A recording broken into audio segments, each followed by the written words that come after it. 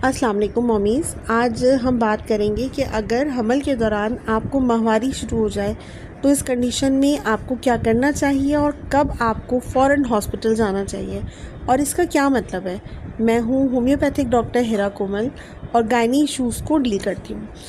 अच्छा जी, बात करते दौरान हमल अगर आपको माहवारी शुरू हो जाए या इवन कि अगर आपको स्पॉटिंग भी शुरू हो जाए या आपको कोई धब्बा लग जाए तो कब किस ट्राइमेस्टर में इसके क्या मायने होते हैं और आपको किस तरह से इसको डील करना है, क्या ये चीज़ नॉर्मल है या नहीं है। सबसे पहला सवाल तो ये आता है। तो भाई इसका जवाब ये है कि पूरे प्रेगनेंसी में अगर आपको कहीं पर भी ड्यूरिंग प्रेगनेंसी कहीं पे भी आपको ब्लीडिंग शुरू होती है तो ये नॉर्मल नहीं होती। हाउएवर आपकी प्रेगनेंसी इसमें सेफ़ रह सकती है। ये डिपेंड करता है कि आपकी प्रेगनेंसी को कौन सा महीना चल रहा है या कौन सा हफ़्ता चल रहा है और आपकी जो ब्लीडिंग है या माहवारी है ये आपको कितनी मिक़दार में हुई है, इसका कलर क्या था। ये सारी चीज़ें डिपेंड करती हैं आपकी ओवरऑल हेल्थ के ऊपर, आपके बच्चे की हेल्थ के ऊपर। तो सबसे पहले हम बात करते हैं 3 सेक्शंस में इसका जवाब दूंगी मैं। जो पहला ट्राइमेस्टर होता है हमल का और जो पहला, दूसरा, तीसरा महीना होता है उसमें क्या मायने हैं, फिर हम दूसरे ट्राइमेस्टर और तीसरे ट्राइमेस्टर की बात करेंगे।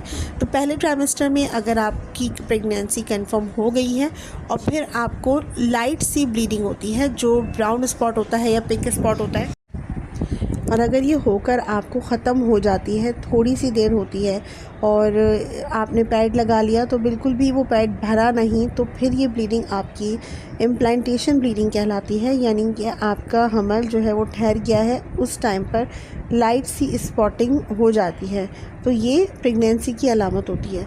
तो इसमें कोई परेशानी की बात नहीं है, आप बिल्कुल सेफ़ हैं, आपका बेबी सेफ़ है, आपको सारी अलामतें अगर प्रेगनेंसी की हैं तो फिर इसको नॉर्मल लीजिए। दूसरी ब्लीडिंग होती है जो आपको फर्स्ट ट्राइमेस्टर में होती हो, जो आपको ब्राइट रेड कलर की हो या कंटिन्यूसली हो या आपका 1 या 2 पैड भर जाएं और आपको ये परेशानी हो कि मुझे क्या करना है, तो आपको भाई डॉक्टर के पास जाना है, क्योंकि ये ब्लीडिंग नॉर्मल नहीं है। 1 पैड का भरना भी ड्यूरिंग प्रेगनेंसी, ख़ास तौर से पहले ट्राइमेस्टर में, ये चीज़ नॉर्मल नहीं है। ये आपकी इंटरनल हेल्थ को साबित करता है, को ज़ाहिर करता है। तो ये जो ब्लीडिंग होती है फर्स्ट ट्राइमेस्टर में, ये हो सकता है कि आपकी 2-3 कंडीशन होती हैं। आपकी इम्प्लांटेशन ब्लीडिंग ना हो, ये आपका मिसकैरेज हो गया हो। और मिसकैरेज क्यों हो सकता है कि इसका कोई भी रीज़न हो सकता है। इसके साथ आपको प्रेगनेंसी की जो सिम्टम्स थे वो भी गायब हो जाएं और आपको पेन भी हो, कंटिन्यूसली पेन हो रहा है आपके पेट में, पेल्विक एरिया में, और आपको ये ब्लीडिंग होती है, तो आपको फ़ौरन से स्कैन करवाना है। अल्ट्रासाउंड में पता चल जाएगा कि प्रॉब्लम क्या आ रही है। और दूसरी चीज़ ये है कि ये ब्लीडिंग एक्टोपिक प्रेगनेंसी या ट्यूबल प्रेगनेंसी की ब्लीडिंग भी हो सकती है। इसके साथ जो ब्लीडिंग है आपको ब्राइट रेड कलर की होगी, ताज़ा जो खून होता है चमकीला, वो आपको निकलेगा और इसके साथ आपको सिवियर पेन होगा किसी भी एक तरफ, जिसे हम नले कहते हैं, या पेल्विक एरिया में जो पेन होता है, लोअर एब्डोमेन। तो हो सकता है आपको ट्यूबल प्रेगनेंसी हो गई हो और ट्यूब के में जो बच्चा ठहरता है वो 8 या 9 हफ्ते से ज़्यादा आगे नहीं बढ़ता, बहुत से बहुत 10 हफ्ते बढ़ जाएगा। उसके बाद ट्यूब फट जाती है। ट्यूब फटने के साथ एक खातून को या माँ को शदीद पेन होता है और ये शदीद पेन बर्दाश्त के काबिल नहीं होता। हॉस्पिटल जाते हैं, वहाँ पर टेस्ट होता है, जो स्कैन करवाया जाता है, तो पता चलता है कि इन्हें तो भाई ट्यूब में प्रेगनेंसी थी और ट्यूब की प्रेगनेंसी आगे नहीं बढ़ी, तो ट्यूब को रिमूव करना पड़ेगा, बच्चे को रिमूव करना पड़ेगा, वरना बच्चे का जो जहर है वो बॉडी में, पेट में फैल जाएगा। तो ये एक एमरजेंसी कंडीशन होती है। इसलिए अगर आपको अर्ली प्रेगनेंसी में ब्लीडिंग होती है तो इस पर ख़ास नज़र रखिए। दूसरी जो कंडीशन होती है वो है आपके अगर हमल का दूसरा ट्राइमेस्टर चल रहा है, जो आपका हमल का चौथा, 5वां, 6ठा महीना कहलाता है, तो इसमें अक्सर औरतों को प्रीक्लैम्शिया की कंडीशन हो जाती है। प्रीक्लैम्शिया क्या है? एक ऐसी कंडीशन है जो खून के अंदर टॉक्सीमिया की कंडीशन पैदा करती है। यानी कि अगर इसमें आपको ब्लीडिंग हो रही है, साथ में कुछ और सिम्टम्स भी मिलते हैं, सर दर्द है, चक्कर है, नज़र आपको ब्लर आता है, तो ये प्रीक्लैम्शिया कहलाता है। तो इसमें ब्लीडिंग होना ठीक नहीं है, क्योंकि ये भी आपको एबॉर्शन की तरफ लेकर जा सकता है।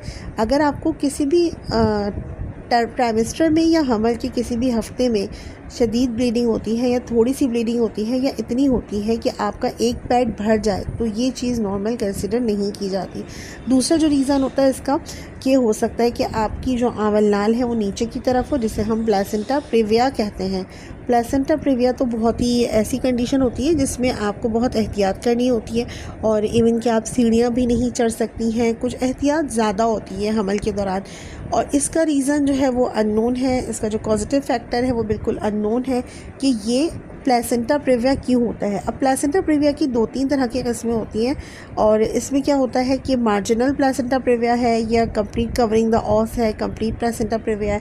तो इसका मतलब है कि आपकी बहुत सारी चीज़ें वो आगे जाकर चेंज हो सकती हैं। अगर आपकी नॉर्मल डिलीवरी थी तो आपका सी सेक्शन हो सकता है, आपको शौहर से मिलने को मना कर दिया जाएगा। ये कंडीशन के ऊपर डिपेंड करता है। तो इस कंडीशन में भी ब्लीडिंग हो सकती है। आपका इंटरनल चेकअप डॉक्टर नहीं करेगी। हस्बैंड से मिलने के दौरान अगर आपको खुदा ना ख्वास्ता ब्लीडिंग हो जाती है ड्यूरिंग प्रेगनेंसी, तो ये कंडीशन बहुत सीवियर कंडीशन है।